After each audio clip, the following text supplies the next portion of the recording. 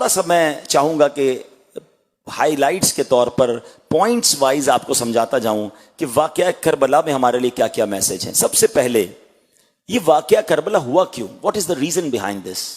ٹھیک ہے نا، امام حسین تو مدینہ پاک میں تھے، وہ کربلا کیوں گئے اور یہ کیوں معاملہ ہوا؟ تو معاملہ یہ ہوا کہ حضرت امیر معاویہ رضی اللہ تعالیٰ عنہ کے وصال کے بعد یزید پلید نے اپنے ہی طور پہ تخت خلافت پر قبضہ کیا اور اس نے کوشش کی کہ سب سے پہلے امام حسین کی بیعت لے لوں. امام حسین بیعت کر لے گے تو باقی ساری دنیا کر لے گی، نواسہ رسول جو ٹھہرے. مگر جب آپ سے بات کی گئی، آپ تک پیغام پہنچایا گیا، تو آپ نے انکار کر دیا ہے. کیونکہ آپ کو پتا تھا کہ وہ شرابی، کبابی، زانی، بدکار، بے حیائی کرنے والا، بہت سارے الٹے کام اس کے تھے. اس کو کیسے امیر المومنین مان لیں؟ اس کو کیسے مسلمانوں کا خلیفہ مان لیں؟ اب وہاں سے معاملہ بگڑنا شروع ہوا. پہلا میسج، امام حسین کو بڑی آفرز تھیں کہ آپ قبول کر لیں، پھر آپ کی تو وظائف باندھ دیے جائیں گے، آپ کو بڑی لگژریز دی جائیں گی. آپ نے کسی چیز کو قبول نہ کیا اور باطل کے آگے سر نہیں جھکایا، کمپرومائز نہیں کیا. آپ کمپرومائز کر لیتے نا تو ساری دنیا کے لیے ایک مثال بن جاتی کہ جناب جب بھی مشکل آئے کمپرومائز کر لو. امام حسین نے بھی تو کیا تھا. نہیں، آپ نے سر کٹا دیا مگر کمپرومائز نہیں کیا. یہ میسج ہے ہم تمام لوگوں کے لیے جو کہتے ہیں یار آفس کا ماحول ایسا ہے نا تو وہاں نماز نہیں پڑھ سکتا. ذرا ہمارا دوستوں کا ماحول ایسا ہے نا تو وہاں ڈریس مجھے ایسے ہی پہننا پڑتا ہے. ارے جناب یہاں جو ہے نا میں سنت پر عمل نہیں کر سکتا، فلاں ملک میں جاتا ہوں تو وہاں اس برائی سے نہیں بچ سکتا. ارے تم ماحول کی وجہ سے اپنے اعمال، اپنے دین، اپنے عقائد پر کمپرومائز کر لیتے ہو. سیکھو نواسہ رسول صلی اللہ تعالی علیہ وسلم سے کہ کس طرح جان قربان کر دی مگر باطل سے کمپرومائز نہیں کیا. یہ رہتی دنیا کے لیے میسج ہے کہ امام حسین نے عظیم قربانی اس لیے دی کہ نانا کے دین کے پرچم کو بلند کر دیں. کیا خوبصورت شعر ہے نا کہ قتل حسین اصل میں مرگ یزید ہے، اسلام زندہ ہوتا ہے ہر کربلا کے بعد. تو وجہ یہ بنی کہ آپ نے باطل کے آگے سر نہیں جھکایا. اب دوسرا سوال ذہن میں یہ آتا ہے کہ ٹھیک ہے آپ نے جب نہیں کی بیعت تو مدینہ چھوڑ کر کربلا کیسے جانا ہوا؟ اصل میں آپ نے یہ ڈیسائیڈ کر لیا کہ اگر اب میں مدینے میں رہوں گا تو اس کے سپاہی جو ہیں اب یہ جنگ و جدال کریں گے، اور آپ کے دل نے گوارا نہ کیا کہ مدینے میں تلواریں چلیں، مدینہ منورہ کا امن و سکون برباد ہو. تو آپ نے سوچا کہ میں مکے چلا جاتا ہوں. آپ مکہ پاک کے لیے روانہ ہو گئے. مگر ذرا سوچیں کہ نواسہ رسول جن کی پیدائش مدینے میں ہوئی، پورا خاندان مدینے میں ہے، ساری زندگی یہاں گزری ہے، اور اب انہیں مدینہ چھوڑنا پڑ رہا ہے. تاریخ میں جس طرح یہ واقعات لکھے ہیں کہ کس طرح امام حسین نے روتے ہوئے نبی پاک کے روضے پر حاضری دی، وہ رات کیسی آہو فغاں میں گزری تھی. نانا جان کو کس طرح الوداع کہا گیا کہ نانا حضور اب ہم سے مدینہ چھڑوایا جا رہا ہے. اللہ اکبر. یہ وہ ہستی ہیں جن کو میرے آقا جنتی نوجوانوں کا سردار فرمایا کرتے، میرے آقا انہیں جنتی پھول فرمایا کرتے، نبی پاک انہیں چوما کرتے، یہ نبی پاک کے کاندھوں پر سواری کرتے. ایسا انٹریکشن، ایسا تعلق تھا، اور ان ظالموں نے امام حسین کو مدینہ چھڑوایا. آپ روتے ہوئے اشک بار آنکھوں سے مدینہ پاک سے مکہ پاک آ گئے. مگر اب کمال دیکھو کہ کوفہ سے مسلسل آپ کو پیغام آ رہے تھے کہ حضور ہم آپ کی بیعت کرنا چاہتے ہیں، ہم یزید کی بیعت نہیں کرنا چاہتے، آپ آئیے اور ہمیں اس کے ظلم و ستم سے بچائیے، اور ہم آپ کے ہاتھ پر بیعت کرنا چاہتے ہیں. اللہ اکبر. آپ کو معلوم تھا کہ یزید کے لشکر والے بڑے ظالم ہیں، مگر جب کوفیوں کی لیٹر آئے، کوفیوں کے مکتوب آئے، تو یہ آپ کے منصب کا تقاضا تھا کہ کیسے ڈینائی کر دیتے. امام حسین اسلام کے بہت بڑے داعی تھے، حق کی بات کرنے والے تھے، عظیم مبلغ اسلام تھے. آپ نے فرمایا اگر میں کوفہ نہ گیا تو قیامت کے دن اگر کوفے والے کھڑے ہو گئے بارگاہ الہی میں کہ یا اللہ ہم تو امام کی بیعت کرنا چاہتے تھے، ہم اس بدکار یزید کی بیعت نہیں کرنا چاہتے تھے، مگر امام ہمارے پاس نہیں آئے، تو میں اللہ کی بارگاہ میں کیا جواب دوں گا؟ یہ دین کی خاطر قربانی کا جذبہ دیکھو کہ جان کی پرواہ نہ کی، اور آپ نے کہا میں سفر کروں گا. بڑے بڑے صحابہ کرام نے آپ کو روکا، منع کیا، یہ آپ کو دھوکہ دیں گے، انہوں نے پہلے بھی لوگوں کو دھوکہ دیا ہے. مگر آپ نے کہا نہیں، ان کے میرے پاس لیٹر آئے ہوئے ہیں، میرا منصب اس بات کی اجازت نہیں دیتا کہ میں مسلمان پریشان ہوں، مجھے پکار رہے ہوں اور میں ان کی مدد کو نہ جاؤں اور میں دین کی بات کرنے نہ جاؤں. اللہ اکبر. یہ امام حسین کا ڈیسیشن لینا، یہ آپ کا ٹریول اختیار کرنا. حالانکہ ایک اور بات ذہن میں میں رہے کہ امام حسین وہ شخصیت ہیں جن کی پیدائش کے وقت سے شہادت کی خبر مشہور تھی. نبی پاک نے پہلے ہی صحابہ کو بتا دیا تھا کہ حسین کو شہید کیا جائے گا. بلکہ مولا علی شیر خدا کرم اللہ تعالی وجہ الکریم کو تو یہ بھی معلوم تھا کہ کربلا کے میدان میں شہید ہوں گے. کربلا کی بٹی آپ کو دکھائی گئی, نبی پاک علیہ الصلوۃ والسلام کی بارگاہ میں فرشتے لے کر آئے, تو یہ سب کو معلوم تھا. مگر پھر بھی کربلا کا سفر ہو رہا ہے, پھر بھی کوفہ کا سفر ہو رہا ہے. تو اس سے ایک اور بات پتہ چلتی ہے. دیکھیں نبی پاک تو وہ ہیں کہ لوگ آ کر دعا کرواتے, اپنے کام کروا لیتے تھے. صحابہ کہتے بارش چاہیے, آقا ہاتھ اٹھاتے بارش برستی. صحابہ کہتے بارش رکوائیے, آقا ہاتھ اٹھاتے بارش رک جاتی. جو نبی چاند کو اشارہ کر کے 2 ٹکڑے کر دے, وہ نبی کے اپنے نواسے سے یہ آفت ٹل جائے اس کی دعا نہیں کر سکتے تھے. بی بی فاطمہ کہتی بابا جان آپ کو اتنا پیار ہے حسین سے, آپ دعا کیجئے کہ اس کو شہید نہ کیا جائے, اس پر ظلم نہ کیا جائے, یہ آفت ٹل جائے. مولا علی کہتے نبی پاک علیہ الصلوۃ والسلام سے یہ سارا خاندان وہ ہے جو سارے جہان کے لیے دعائیں کرنے والا, مگر اپنے بیٹے کے لیے دعا نہ کی.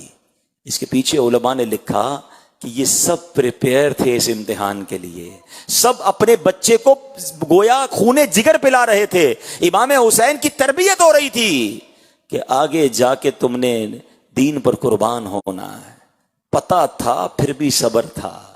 ہمارا حال کیا ہے؟ اللہ اکبر. یہ بہت کمال کا میسج ہے اگر ہم سمجھیں کہ انہیں معلوم تھا کہ اتنی بڑی آزمائش ہونے والی ہے, پھر بھی شکوہ نہیں ہے, پھر بھی جناب اللہ کی بارگاہ میں کوئی کمپلین نہیں ہے. زباں پر شکوہ رنج و علم لایا نہیں کرتے, نبی کے نام لیوا غم سے گھبرایا نہیں کرتے.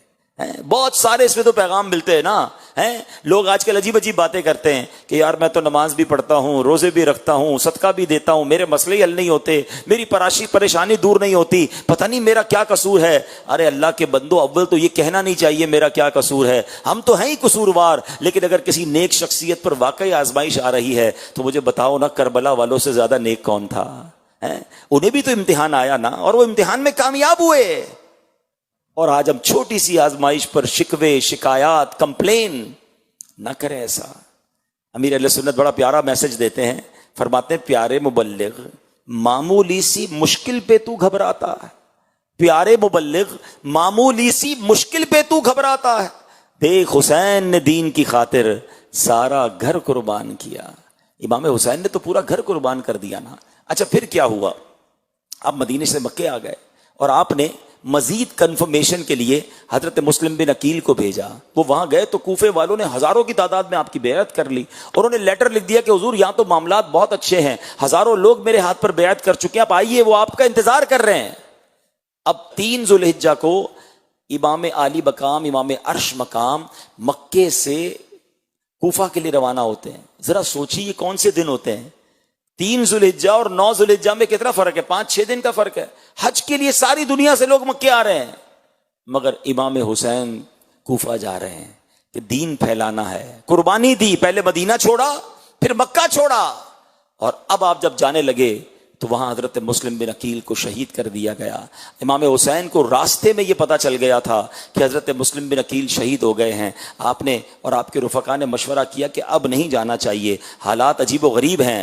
مگر حضرت مسلم بن عقیل کے خاندان والوں نے کہا کہ ہم تو جائیں گے, ہم یا تو بدلہ لیں گے یا خود بھی شہید ہو جائیں گے. تو امام حسین سبحان اللہ کہتے ہیں نا, ساتھیوں کے ساتھی, آپ نے فرمایا جب تم نے جانے کا سوچا ہے تو میرا بھی واپس مڑنا درست نہیں ہے. جب ساتھ ہی سفر اختیار کیا ہے تو اب ساتھ ہی سفر کریں گے. اپنے قافلے والوں کی دل جوئی, ان کی حوصلہ افزائی کے لیے آپ نے بھی سفر اختیار کیا. اللہ اکبر. اب جب آپ کربلا کے قریب پہنچتے ہیں تو حضرت حر جو اس وقت یزیدی فوج میں تھے, انہوں نے انٹرسیپٹ کیا, آپ کو روکا, اور اس کے بعد ابن زیاد اور اس کے کارندے جب آ گئے, ابن سعد آ گئے. ابن سعد اور ان تمام لوگوں نے جب گھیرا ڈال دیا تو اب جب جنگ شروع ہونے والی تھی تو کمال یہ ہوا کہ گاؤں کے لوگ آئے, آس پاس کے ولیج کے لوگ آئے. کہتے ہیں جب تک ہم زندہ ہیں ہم اہل بیت اطہار کے کسی بندے کو شہید ہوتا ہوا نہیں دیکھ سکتے, پہلے ہم قربانی دیں گے. سارے گاؤں کے لوگ یزیدی فوج سے لڑتے لڑتے شہید ہو گئے. ایک بنی کلب کا ایک دولہا تھا, اس کی 17 دن کی شادی تھی. اس کی ماں آتی ہے روتے روتے کہ بیٹا میری زندگی کی تمنا ہے، قریب ہی نواسہ رسول موجود ہیں، اپنے لشکر کے ساتھ موجود ہیں، سامنے 22,000 کا لشکر ہے، اے میرے بیٹا کیا ایسا نہیں ہو سکتا کہ تم بھی اپنی جوانی امام حسین کے قدموں پہ قربان کر دو؟ وہ نوجوان لڑتے لڑتے شہید ہوتا ہے، جب اس کا سر دلہن کی گود میں ڈالا جاتا ہے تو وہ بھی روتے روتے دنیا سے چلی جاتی ہے۔ ذرا سوچئے تو صحیح میرے پیارے اسلامی بھائیوں، یہ کیسی قربانی کی داستانیں ہیں، یہ کیسے لوگ تھے کہ ایک طرف جن کو باقاعدہ کوئی انٹریکشن نہیں تھا مگر محبت آل رسول میں آ کر وہ اپنے سر کٹا رہے ہیں، اور ایک طرف یزیدی ہیں، 22,000 کا لشکر ہے اور وہ کسی طریقے سے بھی پیچھے ہٹنے کے لیے تیار نہیں۔ امام حسین نے کئی بار انہیں کہا کہ میں لڑنے نہیں آیا، کوئی لڑنے جاتا ہے تو بچوں کو لے کے جاتا ہے، فیملی کو لے کے جاتا ہے، آپ تو اپنے بچوں کو لے کر گئے تھے کہ مجھے تو کوفے والے بلا رہے ہیں، ویلکم کرنے کے لیے بلا رہے ہیں، دین کی دعوت دینے جا رہا ہوں، اس لیے فیملی ساتھ لے کر آئے تھے۔ آپ نے کئی بار کہا اگر مجھے نہیں جانے دینا تو مجھے واپس بھیج دو، مگر ان ظالموں نے کچھ اور ٹھانی ہوئی تھی۔ 3 دن بھوکا پیاسا رکھا گیا، پانی بند کر دیا گیا، کھانا بند کر دیا گیا۔ جب 1-2 دن کوئی بھوکا رہتا ہے نڈھال ہو جاتا ہے، ان ظالموں نے 3 دن بھوکا پیاسا رکھنے کے بعد اب جب مقابلہ شروع ہوتا ہے، اللہ اکبر، میرے امام نے اس وقت بھی اتمام حجت کے لیے کربلا کے میدان میں ایک عظیم خطبہ دیا کہ دیکھ لو، پہچانو میں کون ہوں، میں نبی پاک کا نواسہ ہوں، میں فاطمہ بطول کا بیٹا ہوں، میں مولا علی کا شہزادہ ہوں، تمہیں یاد ہے میرے آقا نے میرے بارے میں کیا کیا فرمایا ہے، میں جنتی نوجوانوں کا سردار ہوں، ذرا سوچو مجھ پر ظلم کرو گے قیامت کے دن کیا منہ دکھاؤ گے، کیسے تم میرے قتل سے بری ہو سکو گے۔ آپ نے ایک بار پھر انہیں سمجھانے کی کوشش کی مگر وہ ظالم نہ سمجھے، مگر جس کے نصیب میں تھا۔ حضرت حر کا واقعہ ایک شاندار ہمارے لیے میسج ہے۔ آپ کانپنے لگے، لرزنے لگے، آپ کا بھائی آپ کو کہتا ہے اے حر میں نے تمہیں بڑے بڑے مقابلوں میں دیکھا ہے، تم تو بڑے بہادر ہو، تم تو بڑے جری ہو، یہ تمہیں کیا ہو گیا ہے، اتنی چھوٹی سی لشکر ہے، اتنا چھوٹا سا میدان ہے اور تم کانپ رہے ہو۔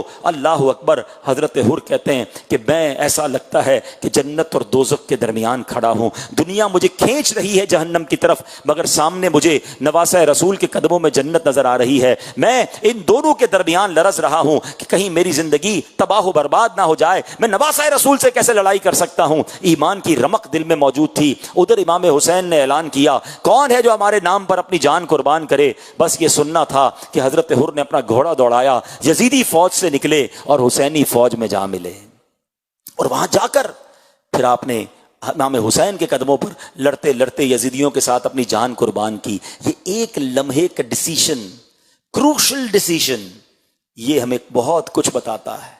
آج ہم حضرت حر کا نام لیتے ہیں تو ساتھ رضی اللہ تعالی عنہ کہتے ہیں، ہم یزیدی نہیں کہتے، حالانکہ ان کے لشکر میں تھے، امام حسین کو انٹرسپٹ کرنے والے تھے، مگر کیا میسج ہے کہ ڈیسیشن ٹائم پہ لینا ہوتا ہے، باطل اور حق میں فیصلہ کرنا ہوتا ہے۔ شعر کتنا پیارا ہے نا، یہ نعرہ حر کا تھا جس وقت فوج شام سے نکلا کہ دیکھو یوں نکلتے ہیں جہنم سے خدا والے۔ نکل آئے نا۔